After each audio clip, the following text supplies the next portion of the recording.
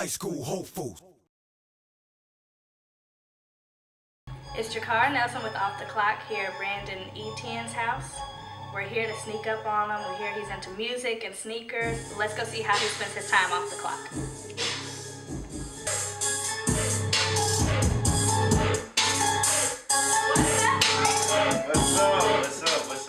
What's up? So this is the music room. This is the music room. This is the studio. This is where I let my mind go when I'm off the court. This is it's comfortable. It's home. Okay, so when did you start taking the music seriously? I actually started taking it seriously around probably 13. 13 is when I actually started taking it seriously because my dad, he was always playing the piano and always doing the gospel thing. And then sometimes he'd just come out just like, hey man, Brandon, let's rap. And then people kept telling me that I'm actually good at it.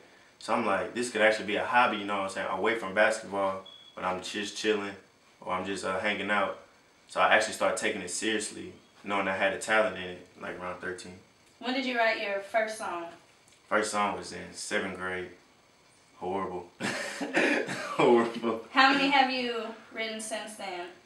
Oh, like, I can't even count how many I wrote. I made a mixtape, a whole mixtape of like 12 songs. I was in the process of making a second one with like 12 songs. Me and my friends, we got a little group called Forever Money. We made a mixtape with like 10 songs. So talk about your videos. You performed where? I did a concert with Jacob Lattimore, Kenny Lattimore's son, last weekend at Funplex. And I did a show, I did block parties when I was like in 6th grade. I did a show with J-Dog, which was kind of scary. Why was it scary? Because it's J-Dog, and I'm a teenager, I'm a kid, I'm not even that type of kid. So it was kind of scary, but it was cool. I did a couple of music videos from my last mixtape, the rookie season. That was pretty cool too. Period. Look, boy, my team be on some killer-ish. We making plays while y'all sitting on the bench. Cause we grind hard and collect the dough. We so deaf, Jermaine Dupri can match our flow, bro. Look, the diamonds cold like snow, and my watch can blind you with the glow. From the east side, so you already know. I had to keep it moving, had to keep cruising. I'm not a crip, but I had to keep grooving. Shout out to that Forever Money movement. We got the girls going ruthless, and these boys looking stupid. Simply because we do it, like it's nothing to it. Boy, you had your chance and you blew it. It was a great experience. It made me feel like a celebrity. So that was cool too. So I just been doing a lot. It's been a lot. What's your favorite part about performing? My favorite part? The girls. The girls. Because the people I usually been performing in front of, like, they was always older. So, like, at the block parties, like, people like 20 and I'm 12. So like they like, this little dude got something. Yeah, this little dude. But like last weekend I went in front of my peers and they pulling me all in the crowd. They going crazy. I mean, it's a video on YouTube.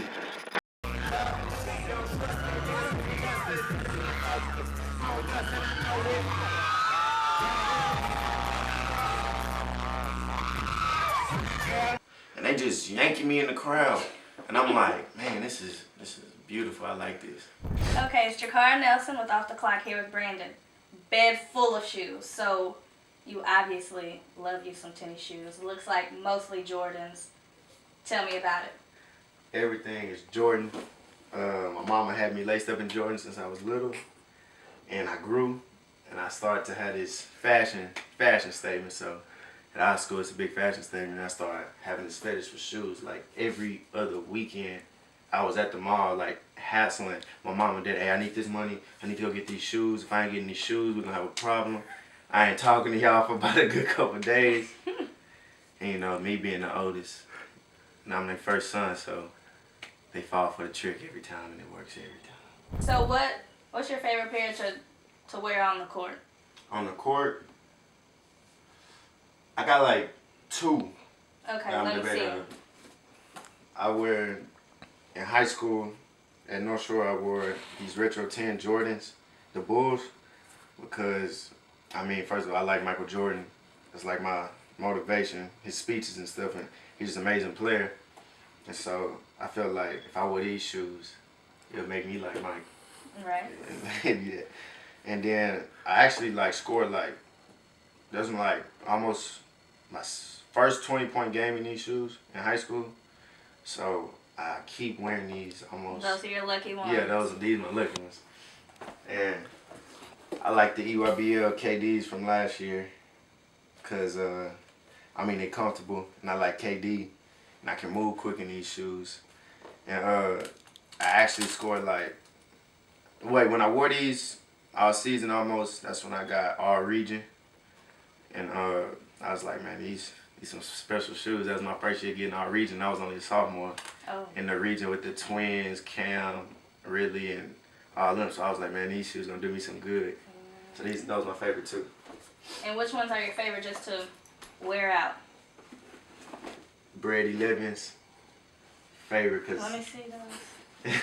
Just one. I think I can fit it. What you think? Think so? Let me borrow these. $250. And you haven't paid for any. No. Charging me. So when did you first start playing basketball? I started playing basketball. You mean like organized basketball? Just playing. I was playing like around 3. No, maybe before that, like 2. I had got a basket full of socks, and my dad used to go to the gym all the time. And when he used to go to the gym, he'll bring me in a little carrier, and I used to just sit there with my little pacifier in my mouth when I'm watching. So at like 2, I grabbed a basket of socks by myself, and my mom said it was surprising. She was just sitting there looking like, and she called my dad. I grabbed the basket, and I took out the socks, and I started like throwing them in like trying to shoot them at like 2.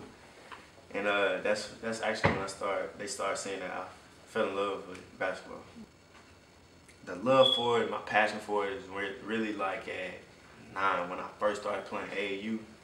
Like at the Y, I didn't know anything besides like the YMCA. And believe it or not, I didn't learn what double dribble and traveling was till I got 9. So I was like, I come outside when I was like 8, and I go to my next door neighbor house down the street right there, and we'll be playing, and I'll be like picking the ball up and dribbling, and I pick it up again. They like double dribble. I'm like, double dribble? What is that? So like at 9, that's when I started actually learning the real basics of the game. How's it been playing on varsity since your freshman year? Freshman year, it was crazy. I mean, like, everybody before, when we was in middle school, the coaches used to come to the middle school and talk to us. And people out on the outside, they'll be like, you're not going to make varsity. They don't put freshmen on varsity at North Shore. They don't do that. They'll start off on JV, but you're not going to make varsity because you're a freshman. So I'm like, okay. So my mindset when I went to the school was, I'm going to play my hardest, but I already know I'm not going to be on varsity. So the experience when Coach Price put me on varsity, and I was surprised, and the experience the whole game from middle school to high school, it was a big difference because the people were much faster, people were much stronger, they were bigger, and I was a freshman. I was like 14 when I first started playing varsity. So it was a great experience. I loved it. Jonathan, he was a big help. He was a big help at North Shore, with a big presence, big body, and he was just a cool teammate. And we used to laugh, joke, and just have fun together. And he helped me out. I was saying when people was keying on him, he always looked for me. He give me the ball. And other people like Justin Jackson. I was playing with Justin. Justin's just a great person. Justin, very down to earth. He real cool, crack jokes. And Justice Winslow too. He real cool. And he's a great basketball player to me. I think great. I think Justice is great. He real cool. So and they all helped me because they made me better. You know what I'm saying? Because me, I'm not that type of person to try to say, man, he ain't better than me.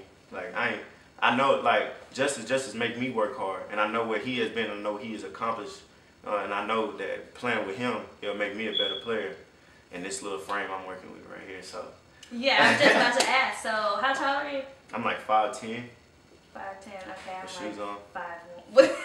With shoes on, I'm like 5'1", so I may be able to, beat you out there on the court. On the court? Game. Yeah. And y'all won AAU championship championship. Oh, yeah. A long time ago. How was Great. that? Oh, that was great. That was the best feeling in the world. That was just like I just won $1 million. I swear, playing with Justin there, like, cause we always used to have fun. We're always on the road. I mean, we just always around each other laughing and kicking it.